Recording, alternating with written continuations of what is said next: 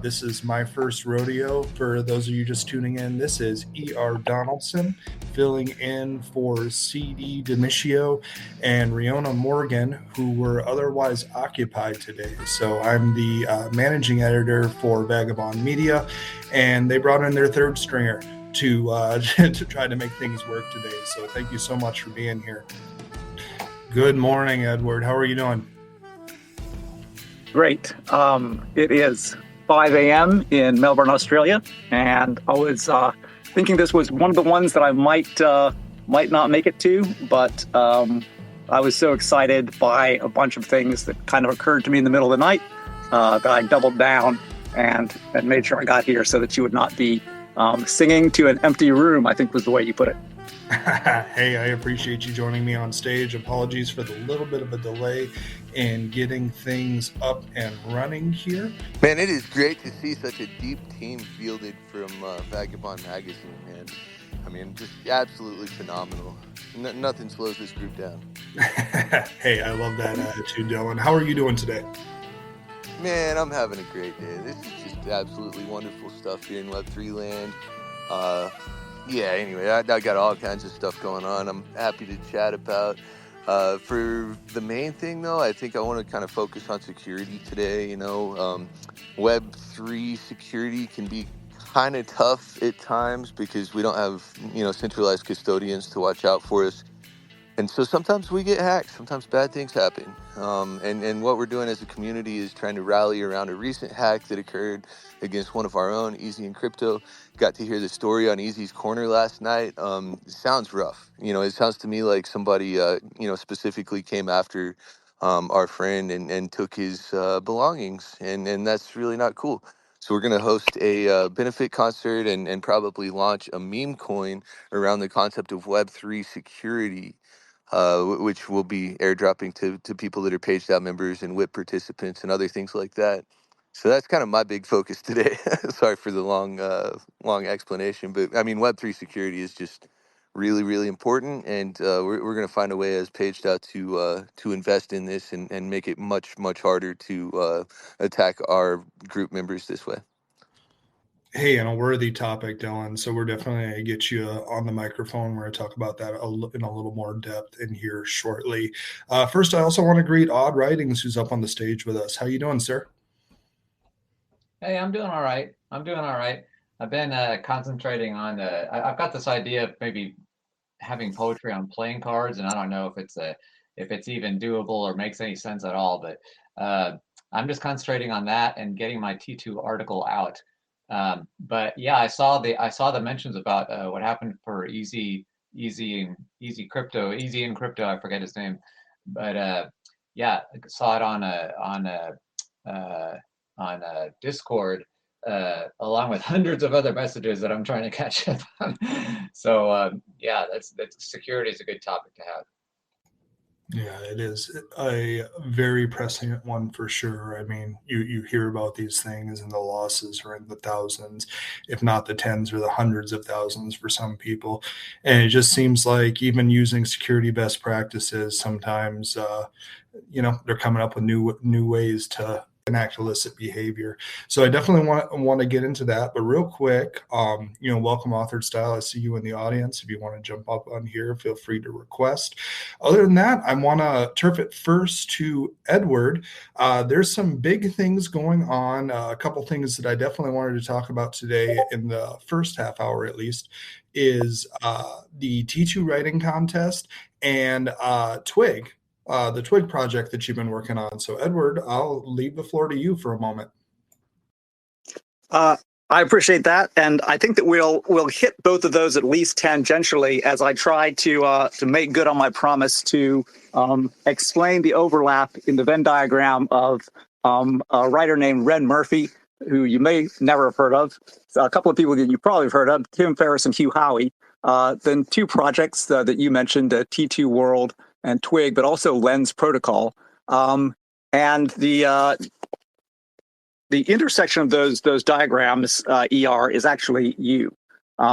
So, in the context of looking at what Twig is trying to do in terms of launching a new platform for writers to get kind of a better deal in the market than they have traditionally.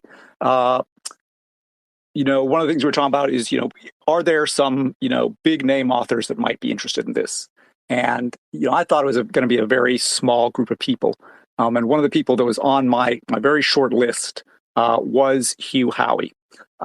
And I have been listening to Tim Ferriss's podcast. I've read his books for years. And I turned on the podcast as I was driving to the pet store the other day. And lo and behold, the latest episode was Tim interviewing Hugh.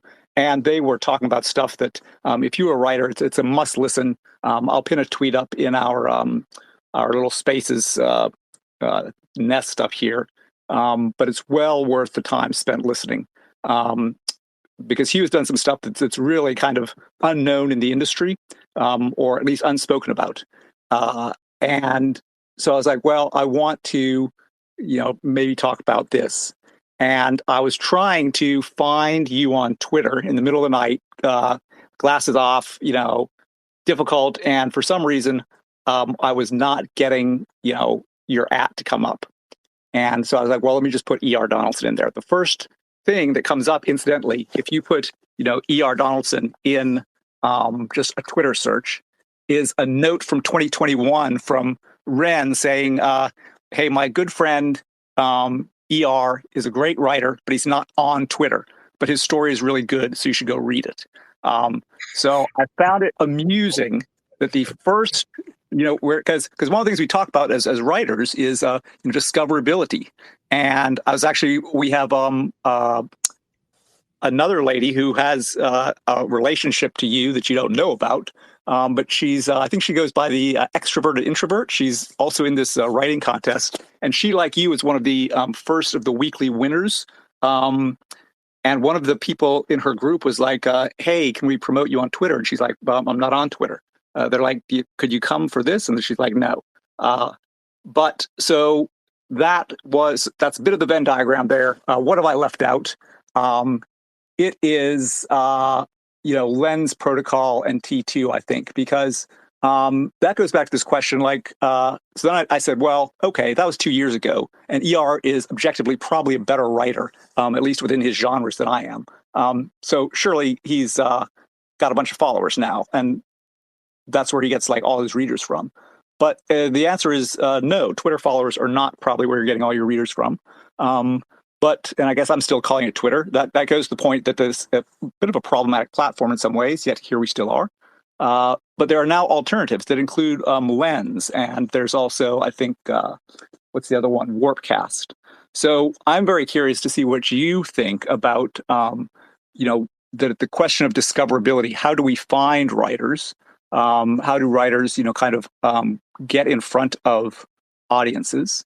And then we can talk about, T2, which I think is just a great project, Twig, which I'm obviously, kind of personally involved in. And I think, if Hugh or Tim joins us or listens to this later, gentlemen, thank you very much for sparking the conversation. And I think that's it from me. Hopefully that has given you guys some stuff to talk about. And this is, for those of you who are tuning in, we try to make this not a talk to you program, but kind of a anybody's in the audience. We generally tend to invite them up on stage and just have a conversation. So plenty for me. Let's go. Hey, that is awesome, Edward, and a hilarious story with Ren. She actually was. We didn't go to the same college, but we were in similar programs at the same time and stayed in touch. I am on Twitter now. It seems like you did find me. But yeah, no, you're right. I mean, I think that social media, unless you're engaging in the ad space, discoverability value has kind of become questionable. From an organic standpoint, at least in my opinion, ads really seem, especially like when you look at what's being preached right now to the Web2 writer core in the indie space, it's really a pay-to-play game these days. That said, having a presence when someone may hear about you tangentially and giving them an opportunity to glam on to some of your early work results in a nice steady stream of long tail sales, or at least that's what I found.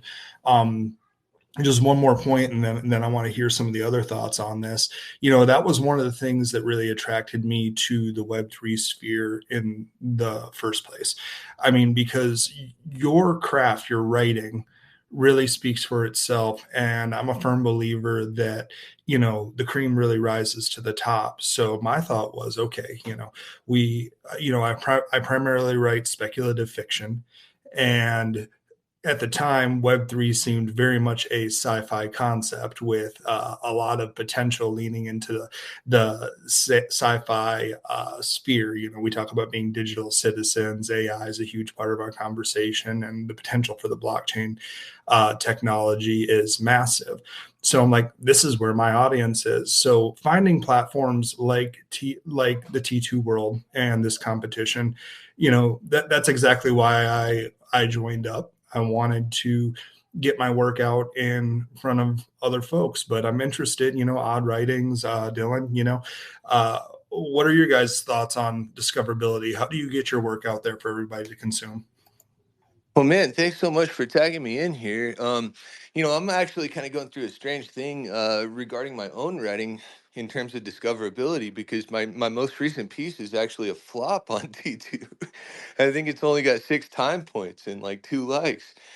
So anyway, I chose kind of a title that I guess is just kind of a list of somewhat unrelated terms, I guess, to the layperson, and so people don't want to necessarily just click on it. But paradoxically, I went ahead and shared it here on Twitter, and I believe Dr. Gualtiero Piccinini of Washington University St. Louis picked it up and tweeted it, and a few other researchers in the field actually liked it enough to go ahead and retweet it as well. So I'm kind of like, well, clearly there's some kind of a discoverability issue here, but I think it's me. I'm like taking credit for it. Like I just literally picked a bad title this time, and that's okay. I mean, it happens. We'll try to do a more catchy, engaging sort of headline for the next one, and that'll be fun. But in terms of actual discoverability, you might notice that I don't feel anxious about this, like not whatsoever, not at all, none. But the thing is, why not? Right? Like I'm still a struggling writer. I'm not making ends meet. I'm not where I want to be in terms of distribution for my work. So what gives? And the answer is basically that I just really think that the thing that Robbie Pollock, or Indefatigable, as we call him at the page DAO, has been building is really going to change the game.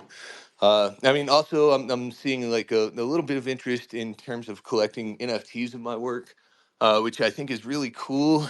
It does not replace discoverability, but it does sort of allow a small audience to have a big impact on the creator. So thanks again for collecting my work, KTG. Edward, I see you've got a hand up. Yeah, so the discoverability thing is interesting because, there is a tie into the T2 thing with that. So I've been trying to do as much reading as I can because I'm kind of, sponsoring one of the groups, or kind of leading one of they call them territories within Twigs, but kind of the niches. And it just went from beta basically to public.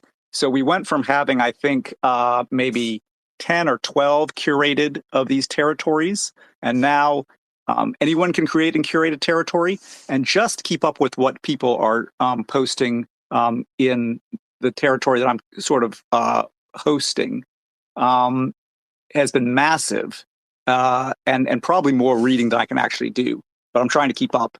And fortunately, ER was his writing was picked by the Lens team as being pretty extraordinary. And even though ER and I were connected, and we're in some writing groups together, and it was on my to-do list to get around to reading his first week submission, I hadn't yet until I saw him win the award, the prize this week from Twig. And then I got in and read it, and man, if you like old school, I call it old school, but speculative sci-fi, and I thought it kind of made me think of C.J. Cherry's Down Under Station and the Honor Harrington books. It's a great story. So that is that high quality writing, but again, even within T2, which is a fairly niche, can consider how few writers are on T2 compared to, say, Amazon. What were the odds that I would have found his thing if I had not been like already, 6 degrees to Kevin Bacon? So that's my thought on discoverability. With just a side note that, ER mentioned that it's a pay-to-play game now for indie writers in terms of discoverability. That is a feature, not a bug. And Cory Doctorow has a new book out that I'm reading in hard copy. I think it is called Choke Point State. Get up and find it. It's on my bookshelf. But it talks about exactly how and why this is happening and what we can maybe do about it and how Web3 may play into it. Chris Dixon's new book, Read, Write, Own, touches on the same stuff. Odd Writings, over to you. Yeah, ER, congratulations. I saw that thing about you winning that. Is very, very deserving of that. On discoverability, I've always believed that the more platforms I can get on, the better. Even if it's just, 1 or 2 new readers at some obscure thing, I try to get on as many platforms as I can. The flip side of that is, of course, it becomes harder to check in on all of these different platforms and try to make a presence there, so sometimes you wonder if it's a better strategy to concentrate on certain ones. One that is picking up a lot of steam is Farcaster, but I have an issue with them because of my own stubbornness at not wanting to own a cell phone, because I've been able to get by without a cell phone all this time, and I am unable to get a Farcaster account without a cell phone, as far as I can tell. So unfortunately, I'm not there, and there's a lot of poets that are moving over there. But anyways, I like the idea of spreading yourself out as much as possible. I think that works the best for me, because often I don't get a lot of sales, but the ones that I do are often from places where I wasn't expecting them. So I think it's a good strategy. Yeah, I definitely think the wide world is the way to be right now for independence. I mean, there are business models that operate really well on the exclusivity concept, but I mean, especially with the developments we're seeing over here in Web3, I think locking yourself down into just one area. I mean, if you're satisfied with the income and it's lucrative for you, that's fine. But I mean, I think that as creators, our dream really is to share our work with the world. And I personally have taken an approach of let's get it out there as many ways as possible. I think right now the challenge Web3 is in is that there are so many options. And I think that there needs to be a winnowing down of the options to the ones that seem to have that business model idea in place. And so, Edward, I'm gonna put you on the spot again, just because I am recently introduced to Twig. I'm regretting not posting my first 2 over in the Twig territory there. I didn't really understand quite what the platform was about until we spoke a week or so ago. But maybe you can just tell the audience a little bit about the model that platform is looking to engage in. Sure. Well, the model is looking to try to do a couple of things for writers and for readers. So one of the things for readers, obviously, is ebooks in some way are an improvement on a traditional book because they're more portable in some ways and often cheaper and sometimes quicker to obtain. But they have some downsides too, which is that you don't actually own the content. The content provider can change the rules on how the content's provided to you or if it's provided to you. And that's happened to me a few times in my experience, with Kindle over the years. And the bigger the Amazon gets, the more they get to dictate the rules as well, which more impacts writers, but it impacts readers also. You're also kind of limited in the experience to whatever the Kindle or whatever your e-reader interface is, and whatever an EPUB currently will support, which is kind of black and white text or sepia text and some black and white images, probably maybe some color. but not a lot else. But again, you don't really get much else from a book either. The problem is I can't resell. Like if I, got the Mythic North collection and short story anthology that ER put out, and I read it and I liked it. I'm like, okay, a bunch of short stories. I've absorbed them. I've made the notes of my favorites, and I want to take this down to the used bookstore and sell it. I can't do that. I can't take it to my church and donate it for somebody. I can't leave it in a truck stop. I can't really do anything with it. So books as NFTs, books using the blockchain, in theory, could allow us to improve upon that. The other thing is, if I were to be able to sell that ebook somewhere, ER would not get any money from it. He got his royalty when it sold the first time. That was it. But NFT books also allow us to fix that. And the thing that I really like is that and Hugh Howey has a blog post, which I pinned up in the chat. Back from 2021, he was already thinking about this stuff, which is about the same time I started thinking about it. And it makes him know the fact that NFTs allow you to do collaboration better. So you can profit share among all the creatives. And then even if the author passes on or something happens, that profit goes to the artist or the co-author or the interior illustrator, whatever the case may be, or the voice actor if it's an audiobook. So that's kind of the potential of NFT books, but it hasn't yet really been comprehensively realized. There have been several attempts, and Twig is kind of another one, but it's one that I was interested enough to sign on and actually try and work with them up front to help kind of shape the experience that I want, both as a reader and a writer. So that is a kind of a quick, but one of the things that they're trying to solve is this question of discoverability, which we talked about Amazon, but Wattpad's another example. So there's a few kind of paradoxes in independent publishing. First, it does let really good literature get out into the world and actually be accessible, because the gatekeepers of the publishing industry often don't, they can't publish everything. And they won't. And also they sometimes, make bad choices. I think Tim Ferriss, his first bestseller was rejected 47 times, if I recall correctly. 47 editors, just passed on probably multi-million-dollar project that's then led into, I think, 5 other projects, because they couldn't see the value in it. But the audience, once it got there, saw the value. So the but on the other hand, the same day that Tim's very valuable pitch showed up at that editor's office, they probably looked at 20 other pitches, many of them which were probably for not very good books. And then you multiply that by, say, and like my problem, like how do I find even a few good stories, the ones I have time to read, in all the probably hundreds of stories that were published last week on T2? How do you make, someone said, the cream rise to the top?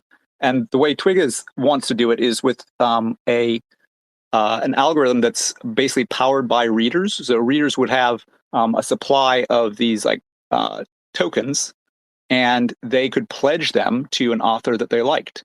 And so if you could see that, hey, a lot of people really like George's poetry, and I know that not because George has paid for ad space or promoted something, but because he is sitting at the top of the poets ranking in terms of people that have pledged their version of the writing version of Dogecoin to say George is a good writer. And obviously there's rewards for them in doing stuff like, so if you interact positively with people, so post a substantive review, for example, you could, in theory, probably earn some sort of credit within the system. So it's in development at this point. It's still probably a few months out from beta, and then probably a few more months after that before it goes MVP. But so we're working through all the details. But the idea is to do that, is to solve this problem of 1,000 people all submit their short story. Of those, 10 of them are probably going to be objectively really good stories, and one of them is probably going to be objectively the best. But how do you find that one in that 10? So I think that is the best explanation I can give at this time in the morning. But what questions does that spark? Man, it sounds really cool, and I don't know. I'm a hands-on guy when it comes to tech. I'm excited to see what you're going to do. But I mean, one of the things that you've mentioned to me is the versatility of the types of content that can be put in that. Um, putting that capability to go into multiple mediums out there. It'll be really interesting. Please provide us with future updates. I want to kind of round out our first half segment here, but I would be totally remiss. We're talking about technology that's in development. Dylan, is there anything you can share with us on what's coming from PageDAO? You alluded to a little bit of it before, but I don't know how much is available for public. You have any alpha for us? Man, I got more alpha than I can fit in the remaining 1 minute of the VMGM portion of our show today. But I will say that, yeah, like we are earnestly building stuff. And we're not only doing that, but we're also watching all these other projects like Twig. And we're looking for ways to integrate with them. And so one of the biggest pushes that we're making right now is basically to spin up a Web3 project token factory. And we've got maybe a dozen different groups that are planning on launching tokens. And we're looking at the ways in which to arbitrage the risk to PageDAO, a page token, to actually help all these other projects get a leg up and get a start. So among the projects that we're looking at there, we've got EZMoney for EZinCrypto. That was the project I was discussing at the beginning of today's show. But we're also looking at everything from Underground, which is an art curation group, to now Twig, now that I know that you guys are doing a token. So let's definitely be in touch and let's talk and let's figure out the way to move forward. PageDAO members, and this is what we have a support organization for all these different projects based. And so definitely feel free to reach out specific questions. And we a specific tokenomics discussion channel in our Discord that you can join if you're interested in launching a token and you want to see sort of how other people are thinking through the problem set that is associated with that operation. Hey, thanks, Dylan. That's a perfect way to cap off our first half hour here. This has been the VMGM segment. And let me just say, I love hearing the insights and ins and outs for all the Web3 happenings from you guys. I'm just the guy that likes writing stuff. I just like making stuff. So you guys always school me when we're on these hours here. So definitely appreciate that. Transitioning into our Web3 writers segment here, I want to go back to the things that you had brought up originally, Dylan, when we first got into space, and Odd Writing has touched on a bit as well. It's very appropriate because EZinCrypto has just joined us in the audience, and we are looking to have a deeper discussion on Web3 security. So, Dylan, you could kick us off for that if you are available. Easy, if you'd like to jump up here and share more, feel free to just send a request and I'll be happy to get you on here. Other than that, Dylan, take her away. Yes, sir. All right. We all know that Web3 security is a risk. And the way that I think about it is that this is risk that comes with a reward. And what is the reward?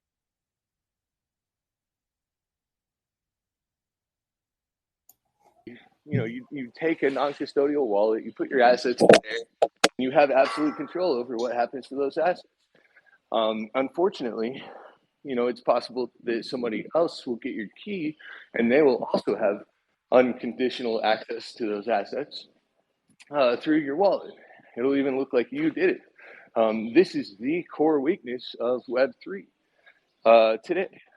And so what we're looking at doing is spinning up a token that is going to, I don't want to say unconditionally, but it will broadly and openly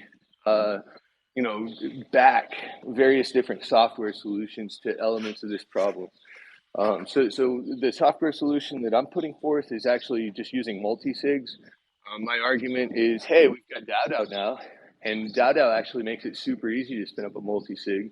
It makes it super easy to see what's going on with that.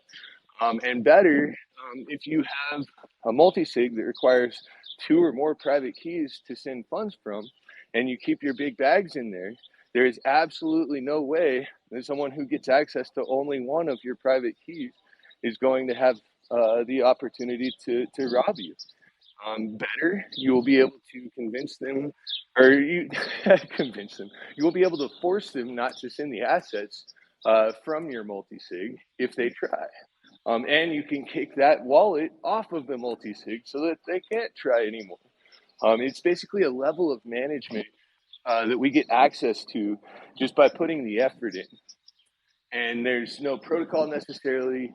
There's no rails here, right? This is just looking at the software and what it can do today, and then leveraging that in a way that we can make our own assets more secure.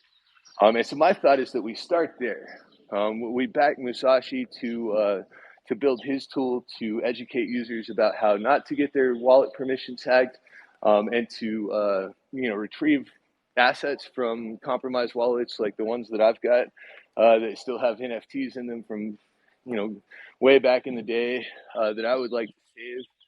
But somebody else has those private keys, and now there's a flashbot attack. So if I try to send Ethereum there to send the NFTs out, my Ethereum just gets stolen in real time. It really is not a great situation, and it's amazing that we have people that understand the technology well enough to help us to create workarounds so that we can then access as a community to use. But basically, my condition here is like, I want this to be available to everyone. And I want to, with Easy Money, the EZM token, and the Easy Money DAO that will result from the Easy Aid concert that we're looking at creating is like kind of a Web3 OG space. It's going to be a bunch of the originals. We have support for this from Pizza DAO, from Page DAO, from the Cent community, and from the Whip community so far. And so really we're trying to kind of unite the tribes, where we're going to have one big fucking party. If you show up, you're going to get some airdrop tokens that you can claim. If you're a page staker, you're going to have airdrop tokens you can claim. If you're a recommended community member from one of these other communities, you're going to have some tokens that you can claim. And basically the point is going to be, as a space, we're going to come together and we're going to celebrate this hack. And that sounds stupid as hell, because hacks are bad. But at the end of the day, we're going to celebrate this hack so hard that nobody ever gets hacked again. And it's going to totally make sense, and everybody's going to love it. All right. Dylan, you laid down some really thick stuff here, and Easy, I apologize for putting the spotlight on you. I'm glad to see you join us up stage. Will you just share real briefly anything you're willing to share about the experience, maybe let our audience know who might not be on some of the back channels we are, what just happened?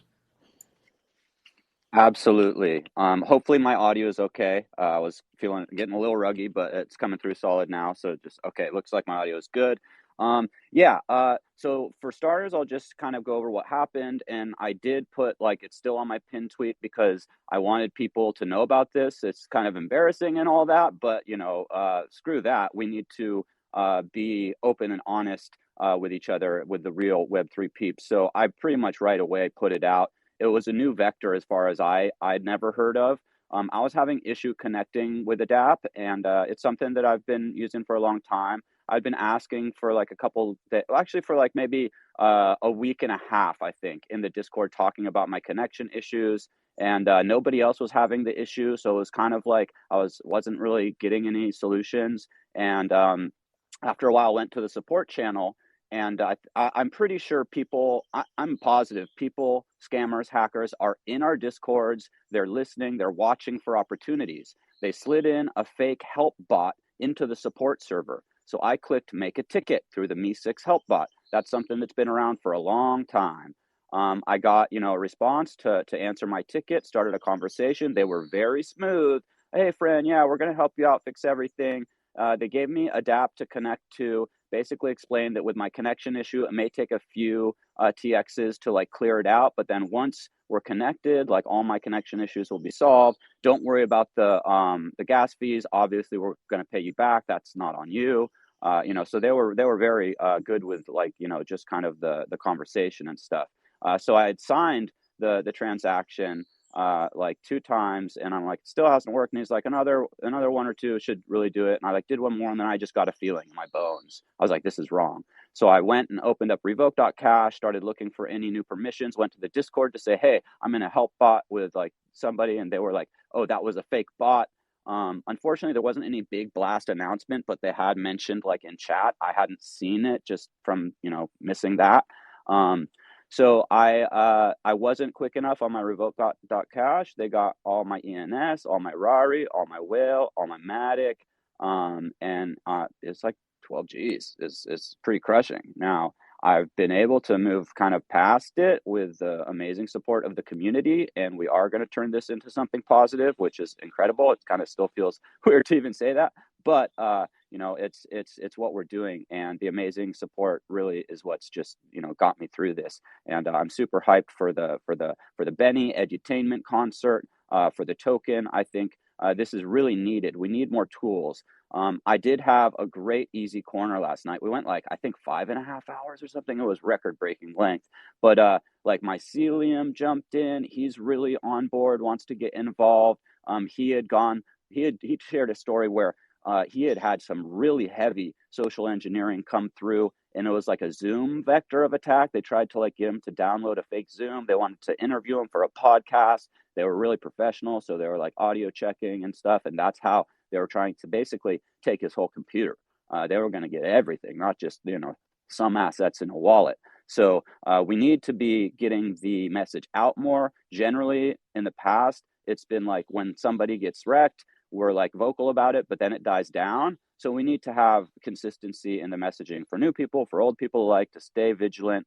I didn't even have like Wallet Guard installed like I should have. It might have saved my ass, so I have that installed now. That was from a recommendation last night at the show from a couple people. So it's really important that we use this, bad happening as a positive opportunity. And I just want to say thanks for everybody here. Heck yeah, man. And thanks for sharing.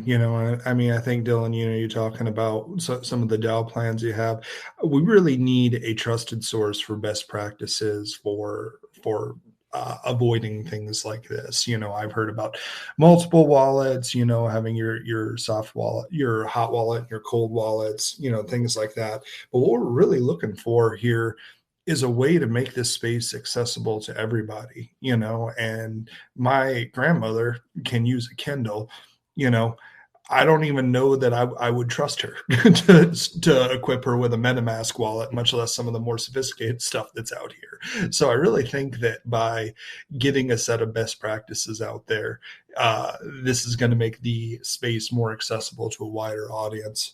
Anybody else have any other thoughts on this? I have one big one, which is just that the most valuable thing is the conversation here. Right now we have a lot of salience around it. It's fresh, it hurts.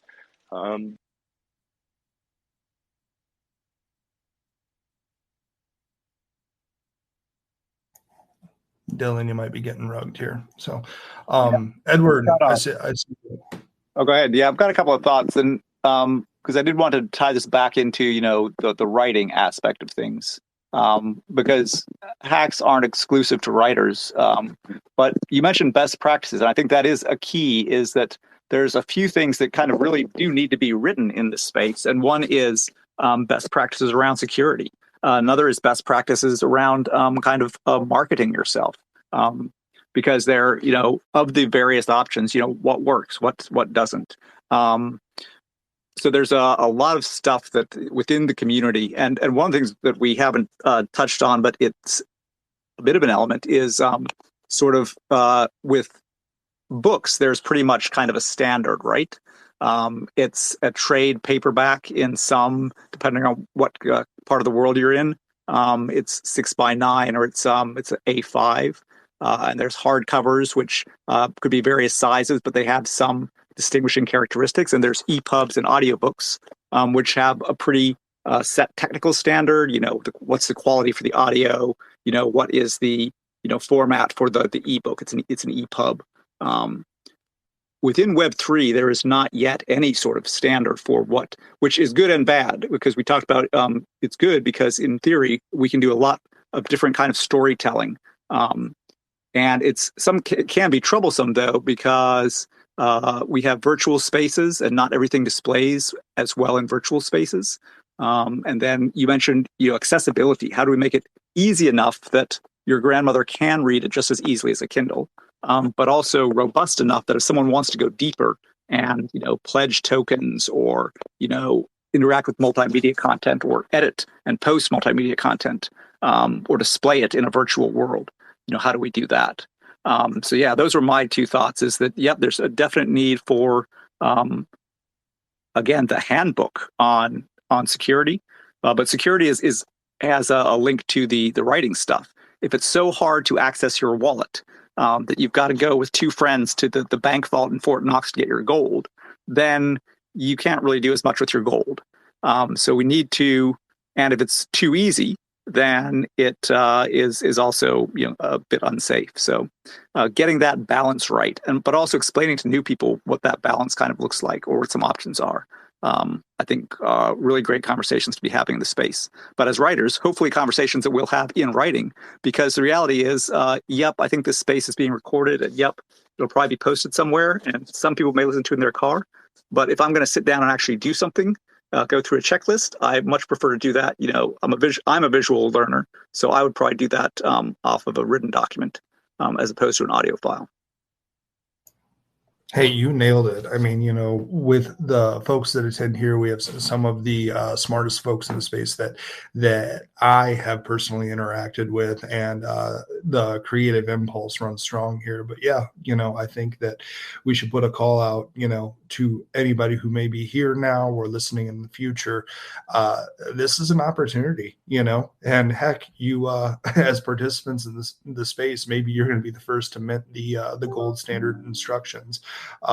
That's going to change the space forever. So great. I'll go further. If somebody mints something to read me books for this before we launch the EZM and Easy Money project, I think that person should absolutely qualify for the airdrop.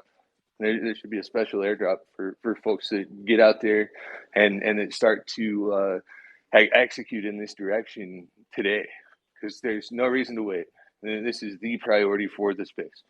So here would be my challenge, and it's a challenge I'll throw out to the audience, because in the spirit of my original T2 post last year, I'm Novembering taking on anything else right now because I've taken on too much.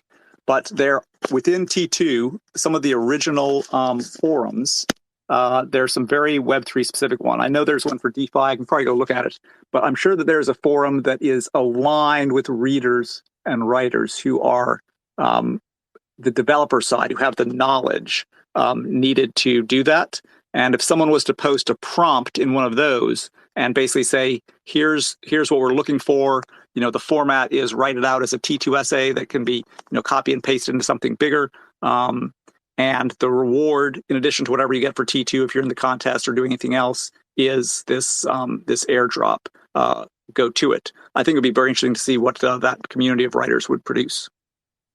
Again, I'm making it clear, I do not intend to create that prompt. I'm not going to do that because security is not my. Everybody has their bit of Web3 to work on, and my bit is much closer to CDs to ERs. Really, I just want to write, but because the platforms that I want to write on aren't quite here, I'm trying to do a bit of building. But that security thing is definitely important, but it's somebody else's. It's somebody else's level of expertise, not mine. Hey, crazy alpha here and crazy opportunities. So listeners, you heard it here first from the mouth of the page down man himself, T. Dylan Daniel. I'll be interested to see if we can get somebody to put that prompt up there in the T2 competition. It would be interesting to see how we can use that platform and their recent success to really generate some creative conversation around that. Awesome, guys. Anything else we want to hit on security real quick? We got about 10 minutes left in the space, but love to hear any other thoughts you have. Just wanted to say, absolutely love leveraging other platforms to get the word out. And also, I think Edward had mentioned like being a visual person, and we do need like short, easy to digest pamphlet type security info out there. And I was thinking last night, like for the older people or the really new people, infographics can be really helpful. So that was another thing I was thinking, like a simple like kind of infographic that then you can click into and read up more about it. That might be a good approach too, because a lot of people might pass up on reading, but if we get them with the visual, if they're more a visual learner, that might pull them in. So that was just something that kind of, was in my head last night at some point. And yeah, this is just amazing to see where this is all going. 100%. If you ever need a beta tester to see how good your instructions are, just hit me up with a DM. Indy isn't here, but I'm sure he'd be laughing right now with all the stupid questions he's had to answer for me related to paged out activities. So I thank you guys who are more tech savvy than me. All right, real quick here, kind of wrapping up the discussion. I just want to check with everybody on stage here and give you a minute or two to call out what you're working on currently. I'll go first. Like many of you, I'm participating in the T2 writing competition, writing a 4-part short story called Crossing the Void. Thank you guys earlier for your very kind words about the most unexpected recognition over in that competition on my end so far. But again, if you guys kind of like old school military cyberpunk, any aspect of the sci-fi realm, give me a couple minutes of your time and come check it out. We'll be dropping part 3 this week and then part 4 next week to close out the competition. All right. Odd Writings, I haven't heard from you in a minute. Tell me what you're working on currently. Well, the T2 essay, I'm doing some more poetry this time on playing cards. I'm not sure yet about if it's a good idea or not, if it'll work or not, but that's basically what I'm working on. There's also a book that called My Cat Breaks into Vowels, and essentially that's coming out probably in about a month, and so I'm working on wrapping that up. That's got some of my poems in there, as well as the essays from T2 will be in there. So that's what I've got going on. Awesome. Edward, you're unmuted already. What do you got working on? Well, I actually want to before that ask you a question. In addition to the great writing, you had great artwork.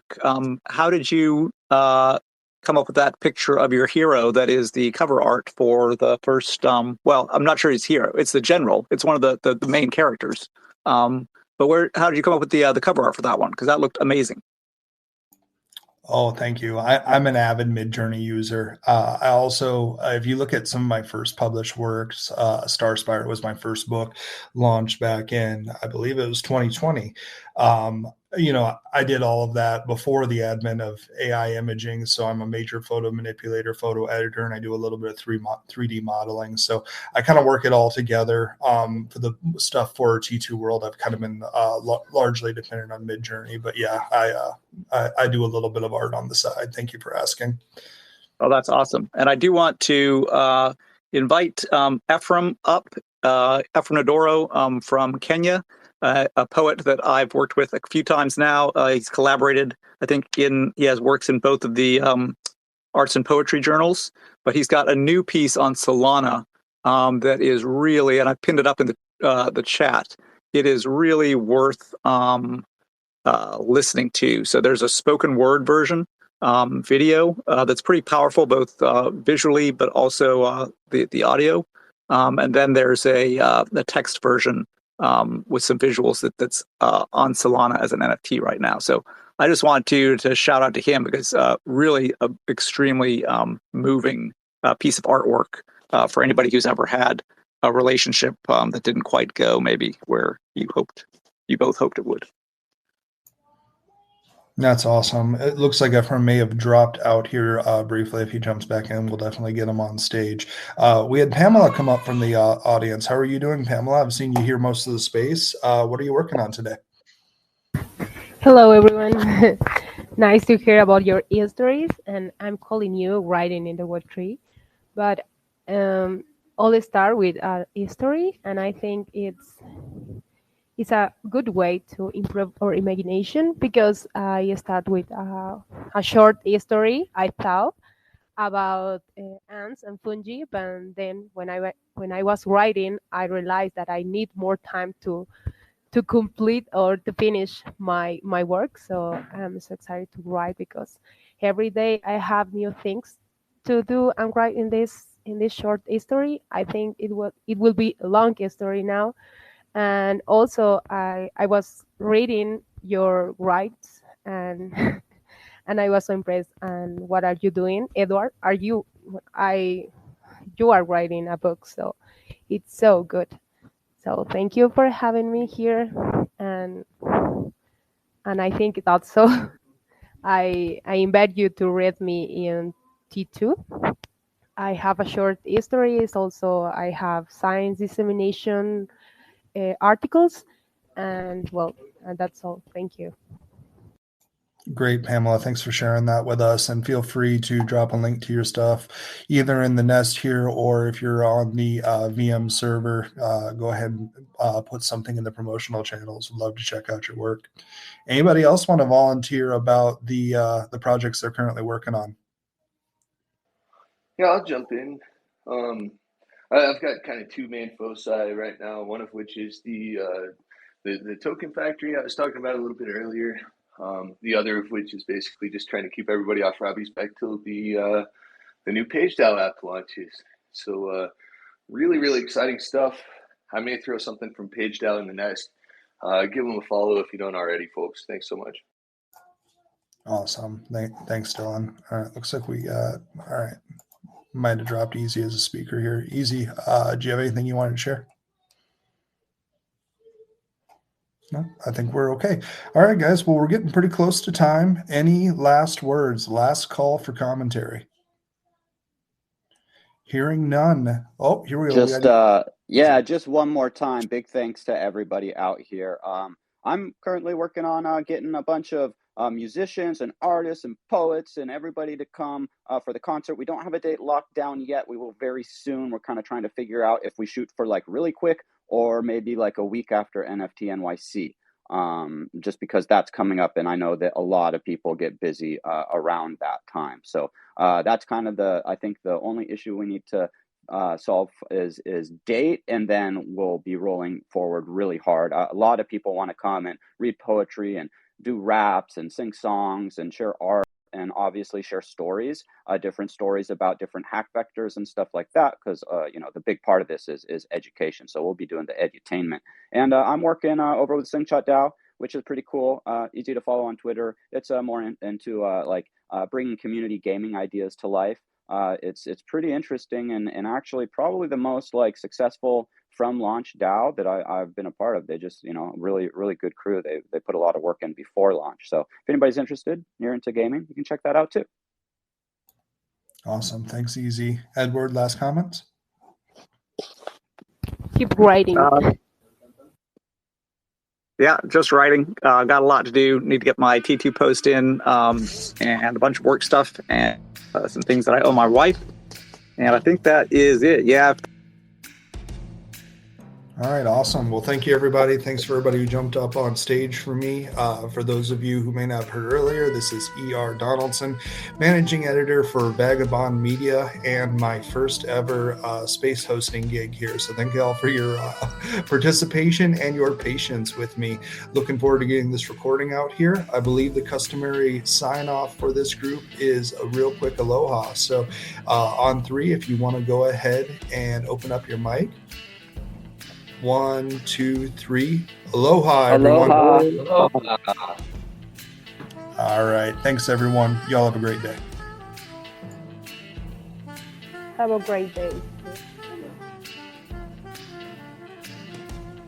On Apple Podcasts through the Substack app. You can find all the episodes on Apple Podcasts or at vagobond, vagobond.substack.com. Our theme music is composed by the amazingly talented Paolo Argento and brought to us courtesy of Pixabay. You can find the link in the show notes.